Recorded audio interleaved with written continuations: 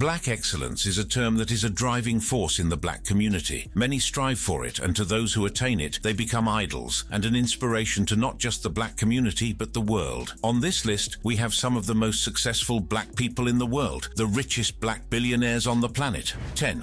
Strive Masiyiwa. If you're from Zimbabwe, Strive Masiyiwa is one of the people you look up to growing up. He's the one person your parents tell you to be like, and it's not just because of his wealth. Like most people on this list, Strive worked really hard to get to his position as the richest man in Zimbabwe. You could say that he strived for it. Strive was born on the 29th of January 1961. When he was just 7 years old, his family left the country after Prime Minister Ian Smith's government declared a unilateral declaration of independence from the United Kingdom in 1965. His family moved to the neighboring country of Zambia and settled in Kitwe, a city known for its copper mines. It was in Kitwe that he attended primary school. After primary school, his parents sent him off to Scotland. He returned briefly after his secondary education, but soon returned to Britain, where he earned a degree in electrical engineering from the University of Wales in 1983. As a fresh graduate and full of ideas, Strive returned to Zimbabwe. After a brief stint working for a state-owned telecommunications company, he set out to establish himself in the industry. He created Econet Wireless, sponsoring the new company from the money he had saved while working. He soon realized that his new company was at risk when the Robert Mugabe administration, which up to that point had controlled all of Zimbabwe's telecommunication, refused to give Strive the license to operate, as it did not want private operations in telecommunications. It almost seemed stupid to challenge the government, but Strive Masiyiwa appealed to the Constitutional Court of Zimbabwe. He claimed that the refusal of the government to give him a license constituted a violation of the right to freedom of expression. After a 5-year legal battle during which he almost went bankrupt, he won, and he set the precedent for the privatization of telecommunications not only in Zimbabwe but all across Africa. Even with this victory, it was not easy to set up a new telecommunications company by himself, with limited experience and even more limited funding. However, Strive found a way to make it work, and not only did his company survive, it thrived. Since then, his business has expanded, and so has his wealth. Strive, who left Zimbabwe permanently for the UK in 2000, owns other business ventures, such as majority ownership of the private company Liquid Telecom, which provides fiber optic and satellite services to telecom firms across Africa. He also has investments in multiple fintech and power distribution firms. His net worth is estimated to be around $1.8 billion.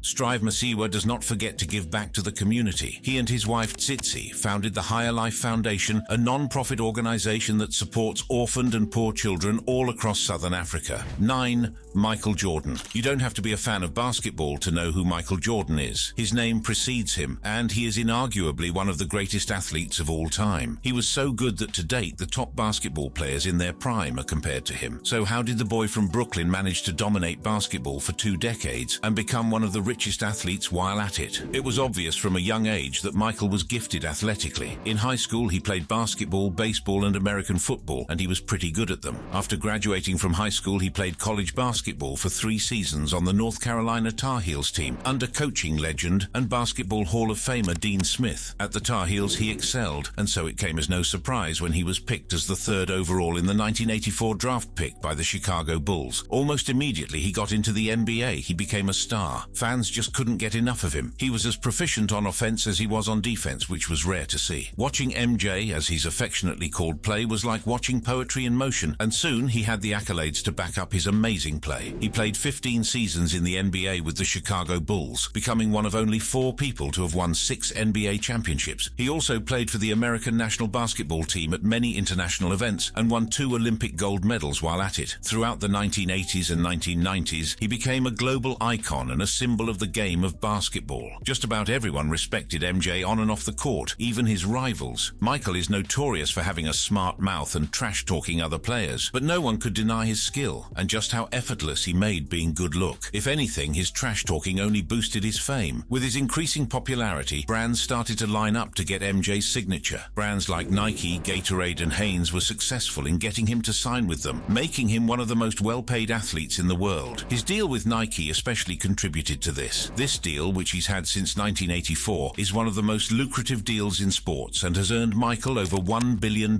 A huge part of this is royalties from the Jordan brand. For example, in 2022, Air Jordans brought in $5.1 billion, 5% of which went to MJ. That's a whopping $255 million for that year alone. Another source of his wealth is his investment in the NBA team, the Charlotte Hornets. Not only had his investment in the team yielded a lot in returns, but in 2019 he sold a minority stake in the team to the tune of $1.5 billion. MJ is said to be worth over $2 billion, which puts him solidly in 9th place on this list. 8. Patrice Motsepe. It seemed almost inevitable that Patrice Motsepe would end up in the mining industry given his experiences as a child. He was born on the 28th of January 1962 to Augustin Motsepe, who was a chief of the Macau people. Augustin had previously been a school teacher but had transitioned into business. He owned a tuck shop, which is basically a convenience shop for everyday household items. This tuck shop was quite popular with mine workers who worked nearby. It was from this shop that Patrice learned basic business principles from his father, as well as first-hand exposure to the mining industry. After primary and secondary education, Patrice went on to first get a Bachelor of Arts degree at the University of Swaziland, and then after to get a law degree from the University of the Witwatersrand, with a focus on business and mining law. It was clear that he wanted to make a name for himself in mining, but the timing wasn't right yet. For a while, Patrice worked as a lawyer, even becoming the first black partner at the Bowman Gilfillan law firm, which was based in Johannesburg in 1994. This was just 3 years after the end of apartheid in South Africa, and so it was quite impressive. 3 years later, in 1997, Patrice decided that the time to enter the industry fully had come. He set up his company, which is now known as African Rainbow Minerals, which bought low-producing mines with the goal to make them profitable. He keyed into a government policy for this. At the time, South Africa had set up the Black Economic Empowerment Program, which required mining businesses to have at least 26% black ownership to obtain a mining license. However, the step that Patrice was taking was a big risk, and while the profits would be great if it worked out, if it didn't, he would lose it all. Failing mines would mean bankruptcy. However, with a lot of hard work, experience, and just a little bit of luck, it all worked out for Patrice. He became so rich that he became Africa's first billionaire. He invested in other ventures like the South African Mamelodi Sundowns Football Club and Sanlam, a financial services firm. This has all added up to a net worth of about $2.3 billion for Patrice. In 2013, he joined the Giving Pledge, committing to give half of his wealth to charitable causes. In March of 2021, Motsepe was elected president of the Confederation of African Football, which is the top governing body on football in Africa. 7.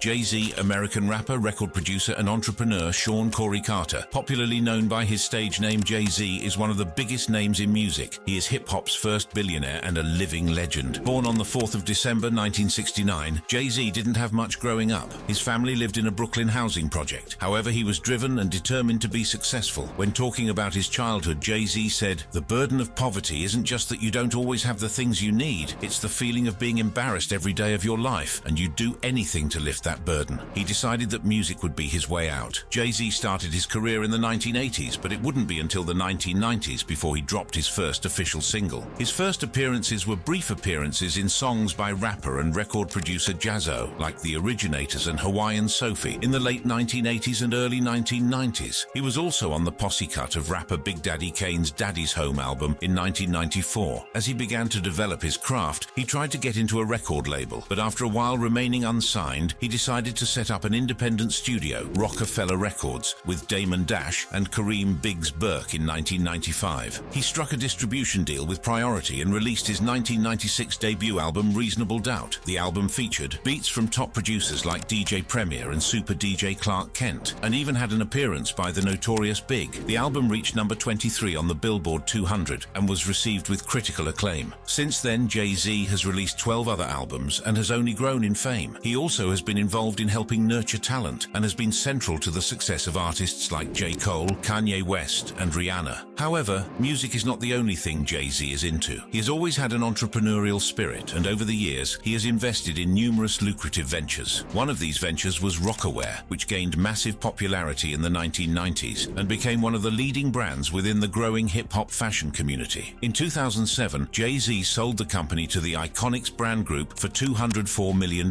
in cash. Another Another investment the star made was with the NBA basketball team, the Brooklyn Nets. As a matter of fact, he played a crucial role in getting the Nets to move from New Jersey to Brooklyn in 2012. In 2013, however, Jay-Z sold his stake in the team and soon after set up the sports agency Roc Nation Sports. One of the most well-known deals by Jay-Z is with Tidal. He bought the music streaming company Aspiro in 2015 for $56 million. With the tech from Aspiro, he developed Tidal, which hoped to compete with other streaming services like Spotify and Apple Music. 6 years later, in 2021, he sold a majority stake in Tidal to Jack Dorsey's mobile payment company Square for $297 million. The deal saw him walk away with $149 million in cash and stock. This, along with the ton of other businesses he owns and has a stake in, which include a marijuana brand and a ton of real estate, show just how versatile and industrious Jay-Z is. The husband of the Queen Bee is said to be worth about $2.5 billion. 6. Oprah Winfrey. Oprah was born into poverty. It's a fact of her life she hasn't shied away from. However, her story is not one of pain, but an inspiring story that has helped drive a ton of people in the black community. As a child and teenager in Milwaukee, Oprah experienced not only poverty but sexual assault. She wanted to rewrite her story, and that opportunity would come when she moved to Nashville, Tennessee. She got a job at a radio station while still in high school. By the time she was 19, she was a co-anchor for the local evening news. Impressive as this was for young Oprah, it wasn't anywhere close to what her dreams were for herself. In 1984, Winfrey moved to Chicago, where she became the host of WLS-TV's low-rated half-hour morning talk show called AM Chicago. Within months after Oprah took over, the show went from last place in the ratings to being the highest-rated talk show in the city. With the success of the show under Oprah, it was extended from half an hour to a full hour and renamed to The Oprah Winfrey Show. Oprah had a distinct approach to her show, being not just charismatic, but also discussing some of the most important and polarizing topics in America with a delicateness that was unrivaled. She also was very passionate, and she seemed to really care about the issues discussed in her show. This led TV columnist Howard Rosenberg to say about her, "She's a roundhouse, a full-course meal, big, brassy, loud, aggressive, hyper, laughable, lovable, soulful, tender, low-down, earthy, and hungry. And she may know the way to Phil Donahue's jugular." Oprah's growing popularity extended all over the world, and soon she was one of the most popular black people. She became commonly referenced in pop culture, mostly owing to her charm. Oprah reinvested a lot of the profits from her show, along with other ventures she had been involved in, like The Color Purple, where she played the character Sophia, Beloved, and Selma. This, along with the ton of real estate that she invested in over the years, made her quite wealthy. In 2008, she launched her own production company, the Oprah Winfrey Network. All these investments come together to give her an impressive net worth of over $2.8 billion. Oprah is very involved in philanthropy and has donated over $425 million throughout her career. She had a particular interest in sponsoring education, especially the education of young girls, with her donating over $100 million to the Oprah Winfrey Leadership Academy for Girls in South Africa. In 2013, Winfrey was awarded the Presidential Medal of Freedom by President Barack Obama and received honorary doctorate degrees from Duke and Harvard. It's hard to make it big when you're born into poverty. It's even harder when you're a woman. However, Oprah is living proof that it can be done. Her story inspires not only women, but anyone everywhere.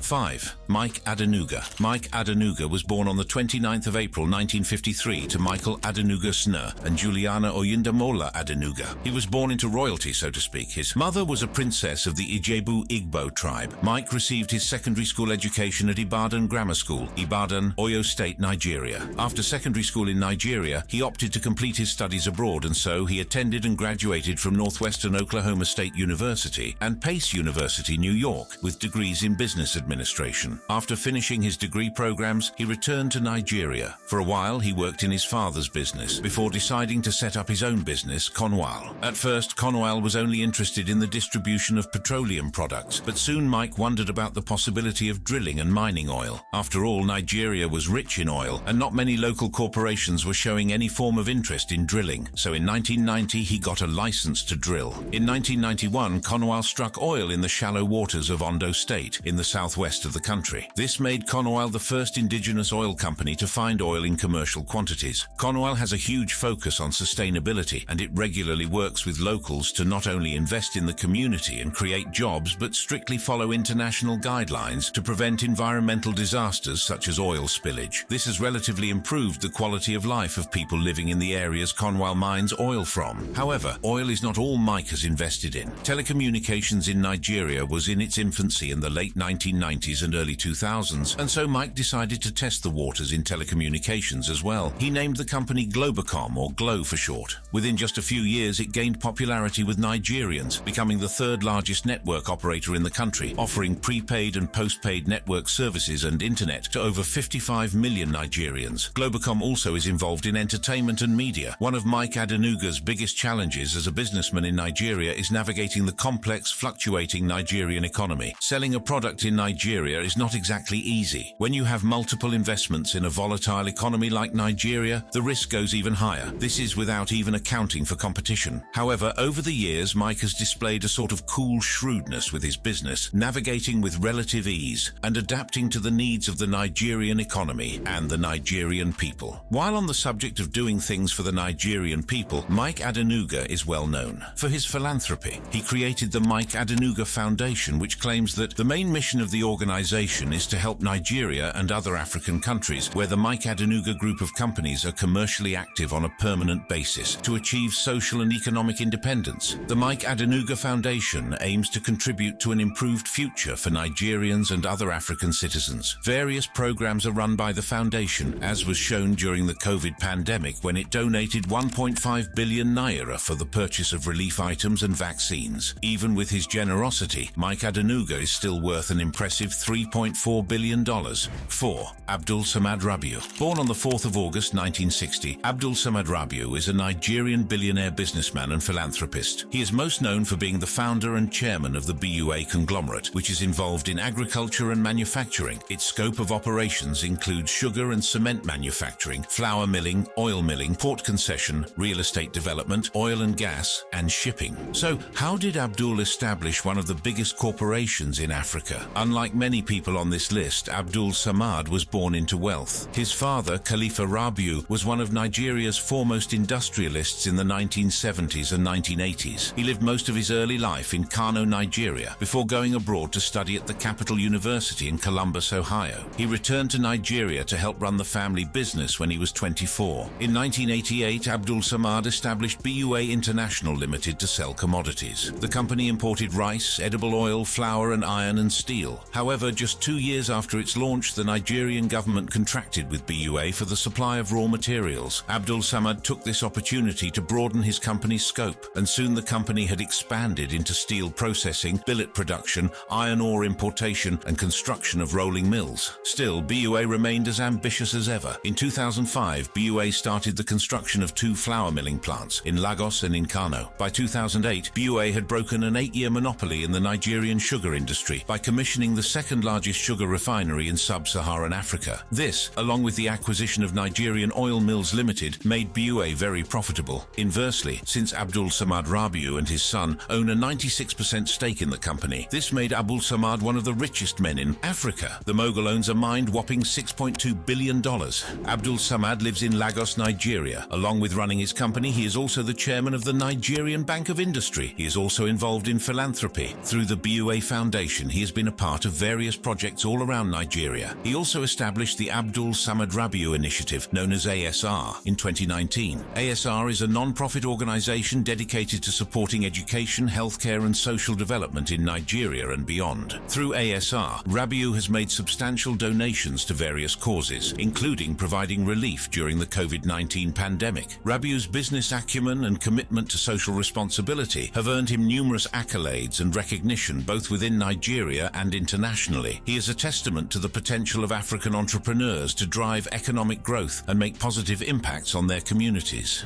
3. David Stewart. David Stewart was born on the 2nd of July 1951 in Chicago, Illinois. His parents were Harold Lloyd Stewart, a mechanic, and Dorothy Elizabeth Massingale, a homemaker. In 1953, when he was just 2 years old, his family moved to Clinton, Missouri. Life in Missouri was not without its problems. For one, his family didn't have much. That on its own is quite challenging. However, David and his family also had to deal with discrimination. Clinton was very pro-segregation at the time, and so attending school and relating with people generally wasn't exactly easy. David Stewart has spoken extensively about this, claiming that his father would patrol the streets every night to ensure that the area was safe. When he talked about it in an interview, he said, "The Ku Klux Klan said there was no way that desegregation was going to happen in Clinton, Missouri. No way. And my dad from Chicago, and being former military and being 6'4" and 240 pounds, patrolled the town all night to ensure that his 5 children could go to school safely." David would go on to graduate from Clinton High School in 1969, after which he went to Central Missouri State University to get a BS degree in business administration in 1973. After graduating from the university, he worked briefly as a substitute teacher and served as an associate executive for the Boy Scouts of America. In 1974, Stewart was hired at Wagner Electric, but was laid off the following year. In 1976, David accepted a marketing and sales position with the Missouri Pacific Railroad Company as the first African American in that role. Stewart remained with the company until 1979, when he joined Federal Express and served as a senior account executive. David would finally make it to the big leagues when he set up Worldwide Technology with his business partner Jim Cavanaugh. The company engages in the development and sale of products that include cloud computing, data analytics, mobile applications, and security software. At first, the company struggled to get on its feet, but it soon gained some pretty important clients, which included Cisco, Dell, and even the US federal government. As Worldwide Technology gained popularity, David became not only richer but influential as well. Current estimates put his net worth at about $7.6 billion.